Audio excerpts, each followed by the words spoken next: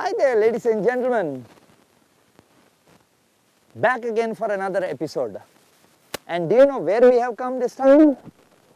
You won't believe this. We have come to the most furthest point on the border of Goa towards its northeastern corner. We have come to the village of Halarn, or what you know as Alorna. And we have come here with the canoe, and what you see behind is River Chapora, and the village that you see behind is the Menkure village. Now we have come here with a reason, and the reason is we want to bring you the fort of Alorna. What? You didn't know that there was a fort in Alorna? Wow! See, we bring some of the best things to you that are there in Goa. Ladies and gentlemen, it's thanks to the Directorate of Archives and Archaeology who have given us the permission to come here and bring this amazing edifice to you, because this is one place that you must come and visit. We will show you the different facets of this particular fort. This fort was built by the Bhosles of Sawantwadi in the 17th century, and somewhere in 1740s, let's not go more on dates because this is not a history lecture, but somewhere in mid 1700s, the Portuguese attacked it, because this was one of the most important part of the new conquest. And ladies and gentlemen, I must at this point, later on also I will tell you, but at this point I want to tell you that on the river Chapora, which opens out into the Arabian Sea, this point and a little further called as Ibrahimpur, this is the last navigational point of this river. We are trying our best to go into Ibrahimpur. Let's see, if we go there, I will tell you more. Now, somewhere in 1746, the Portuguese lost control of this back to the Bhosles. And it was a little later that the Viceroy, the Frederico Guilherme de Souza, took it back. And at that point onwards, and by a treaty that they signed somewhere in 1781, again don't remember all those dates, you can always read them on the book called as Fortresses and Forts of Goa by Dr. P.P. Shirodkar, who was the earlier director of archives over here. But somewhere in 1781, a treaty was signed, and then the borders in this area of the present day Goa were formed. Ladies and gentlemen, the reason for me telling you all this and coming through the Chapora river is to tell you that when you come to this fort, you will be coming to a fort in Goa, or possibly the only fort in Goa which had a moat of water around it. You have been to Aguada Fort, you have been to Cabo de Rama Fort. There is a very deep moat over there, but there is no water. Here, on this fort, there was a moat. Right now, it has got silted, but the Directorate of Archives and Archaeology, they are doing a fabulous job over here. I can see it, and you will see it too, of trying to put this fort back in shape. But what is the point in putting such a huge thing back in shape? If you and your family don't come here, don't visit. So our endeavor, by coming in this hot sun over here, while you are sitting in your AC'd rooms, is to tell you that Goa has got some amazing heritage site, amazing heritage site. So if you are on holiday in Goa, or if you have got a holiday, or if you just want to travel, come to Alorna Fort, because that's exactly where I am headed to.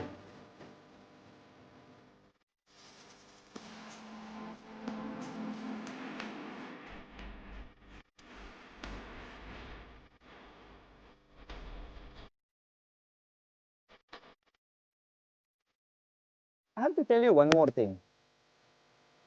I am standing here in front of the fort of Alorna, and here, as I am going into this fort, I see this cross over here. Ladies and gentlemen, the reason is this cross is just between the Chapora River and the fort. Now the reason why I am trying to bring this to your notice is when the fort was taken over back in 1781, at that time they named this fort as Fortaleza Santa Cruz, or the fort of the Holy Cross. Possibly they may have erected this cross at that particular time. I cannot confirm this particular thing to you, but for that you will have to come down and check it out for yourself. Put your hands on all this and confirm for yourself that the cross is here, the fort is here, and you are there.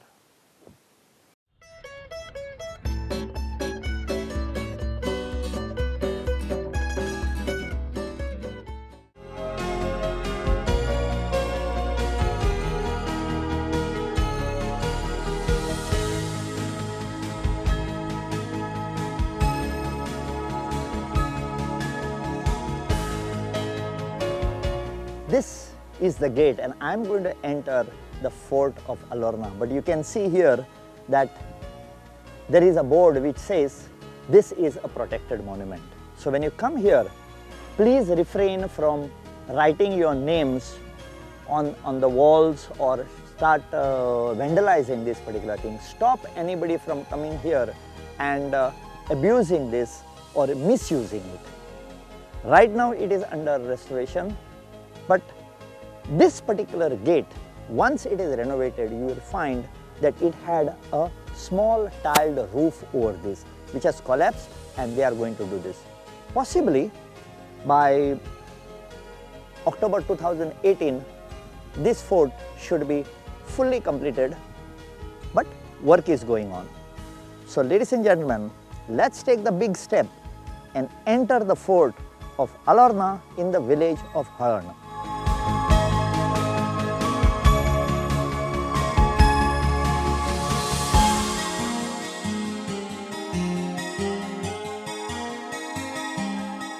Now when you enter here, you see a small patch of exposed pathway where you see that they have put rocks, laterite stones, and made it into a pathway.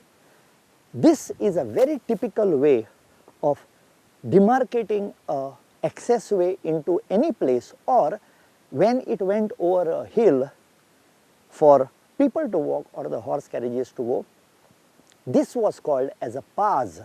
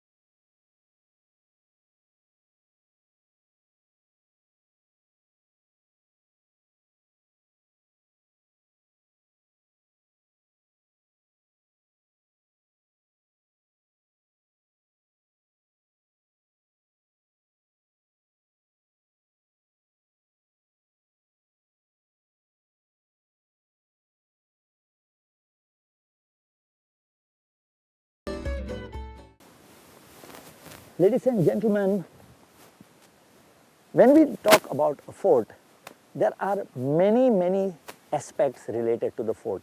Right now I am walking on the rampart of the fort. Now this is a place where if there was an enemy attack, the soldiers would be running around helter-skelter, taking aim from the side and trying to face the attack. Here is the wall, it's very thick, and when the wall, the rampart came to a point where it had to divert, they constructed a bastion. A bastion was a platform-like structure, especially at the corner. And this particular fort has got something very typical. It has got 4 bastions. 2 bastions are octagonal in shape. 2 bastions are round in shape, very rare. Normally they have everything that is similar. And there is a bastion here which has got a Bartizan. Bartizan means a guard house. In very simple language, it is called as a guard house, where the guard would stand and keep an eye on the sides of the fort, because if I want to look what is happening below here, I cannot see. So somebody had to keep an eye who was coming next to the wall. Let's go in and see what is the view.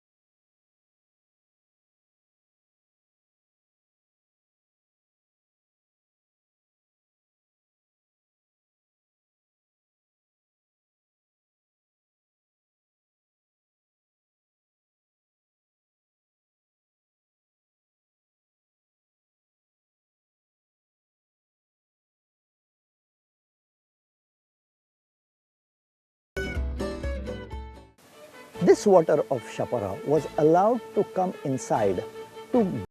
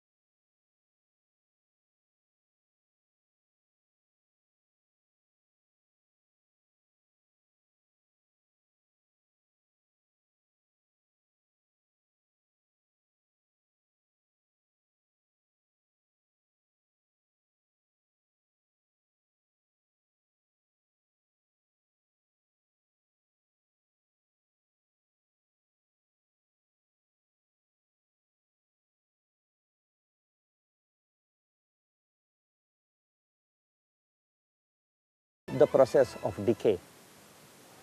Your assistant helps, because if we come here and we start damaging this, vandalizing this, then whatever efforts are taken by whosoever goes to a waste. So as far as possible, love your heritage, love this tangible heritage that we have got left, because no one builds any edifices or constructions as beautiful and as strong as this. As I stand here in this hot sun melting away to glory, I am getting a type of a feeling that I am part of this fort. You too can experience this, and for that you have to walk. Let's walk. I remember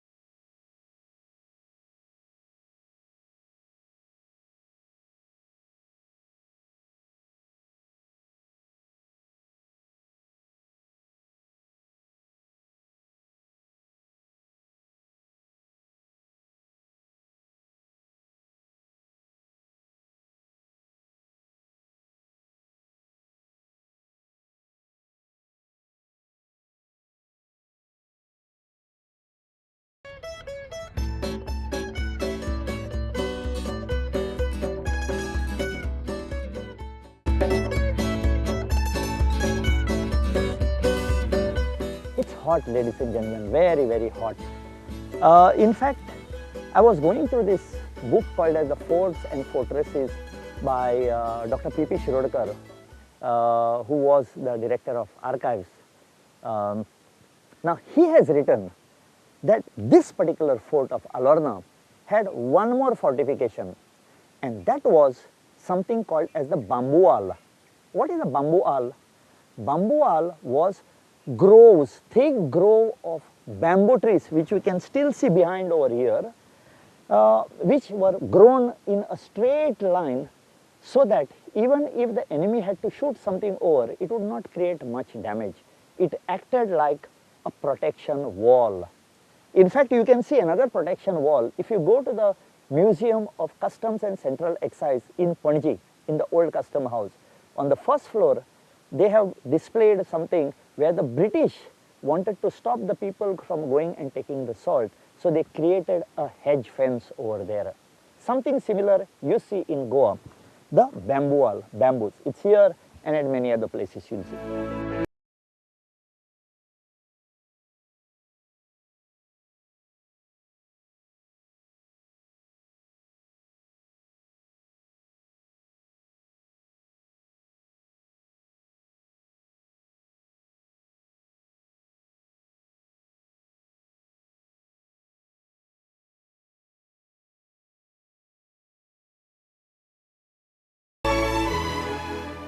Ladies and gentlemen, I am again walking on the rampart, but why I wanted to show you, this is at a height, and you can see that it is sloping, it does not have steps. This helped to roll the cannons on top. Talking about cannons, when Antonio Lopes Mendes came here, he had come to Goa in 1860, and when he came here in 1863, he has sketched a lot of buildings, and he has sketched this part also. At that time he said that there were 12 cannons on these 4 bastions, but much later it is written that there were only 4 bastions, 2 of 6 caliber, 2 of 9 caliber. So if you are constructing a fort and you want to protect yourself, construct a ramp. You never know when you have to take the cannon on top.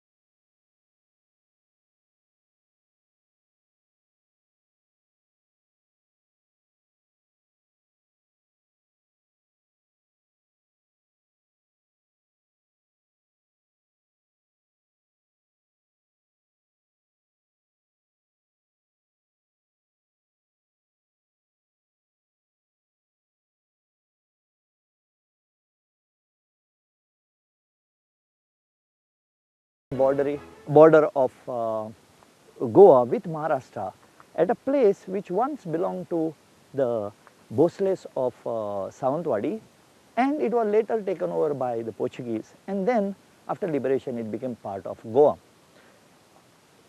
We have shown you the different bastions, we have shown you the different Bartizans, and we have shown you a lot of things inside this fort. The Directorate of Archives and Archaeology, they are taking a lot of efforts. It's very difficult for them also to maintain such type of thing, but our support, our educational institutions coming here, visitors coming over here, not vandalizing it, is one of the supports that we can give to maintaining of the heritage of Goa. If you consider yourself Goan, write back to us on the email that you see over here. Let us know whether you like the program, whether you want us to add something onto this. So, I hope you enjoyed this particular thing. Do come and see the fort of Alorna, and I have come to one of the most beautiful bastions and a Bartizan on top. And with this, I am going to say bye to you, signing off for this episode.